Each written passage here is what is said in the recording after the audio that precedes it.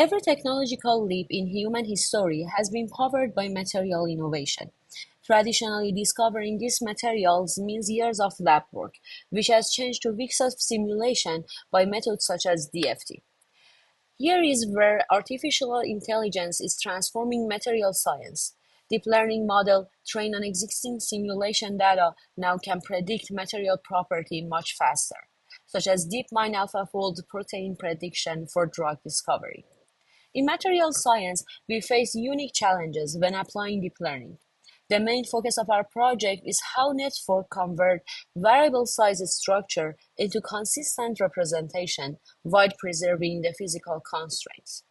Graph neural network emerge as a powerful solution by representing atomic structure as graphs, where atoms become nodes and their chemical bonds form the edges, which then by incorporating the convolutional concept account for the local effect of material. Here we are summarizing our baseline network, MagNet, which has emerged as a promising framework for our task. This method is addressing the main challenge by introducing a pooling mechanism outside magnet block, which has been shown in red. MagNet, by using set-to-set pooling and iterative LSTM-based attention, preserves the structural information but scales poorly with the system size, while simple pooling mechanisms such as min and max stays at the other end. Our goal is introducing a new pooling mechanism called AttenPool to enhance the set-to-set performance. In this work, we have been used QM9 dataset, same as magnet, consisting of around 130,000 molecules and predicting the bond gaps as the output. By replacing the pooling mechanism with a transformer block, we have defined our attention pooling architecture, in which the hierarchical attention mechanism maintains both local atomic environment, key and values here, and global structure feature, queries, which then will achieve better computational scaling. Here you can see a summary of advantages of our approach.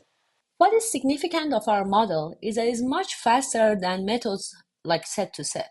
You can see a runtime comparison of set-to-set original implementation in the table. Even AttenPool is roughly having same runtime as of the simple ground-based min-max poolings.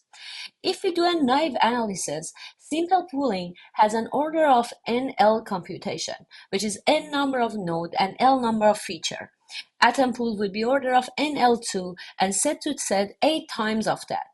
But what is more important is in practice, we need to add multiple layers of recurrent network in LSTM framework, which will make it much more slower than our approach.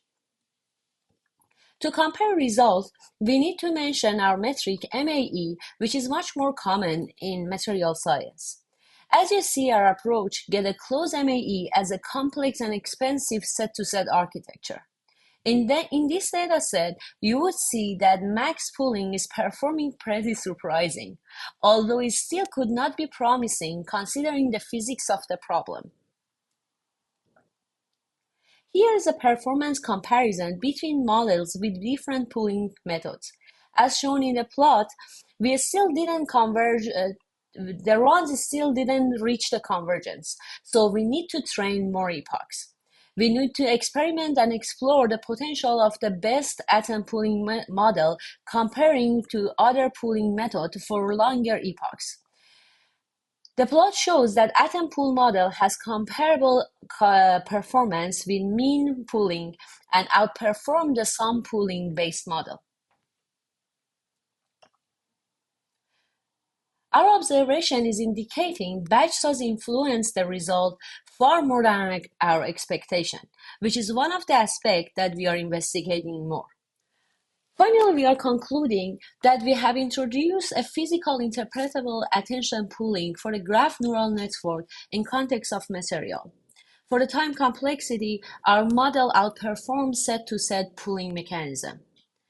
It has better performance than common pooling methods, although it has a bit worse performance than the set-to-set algorithm. For the further analysis, we are including studying the batch size, number of heads, different public data set to make sure how it could be generalized for different cases.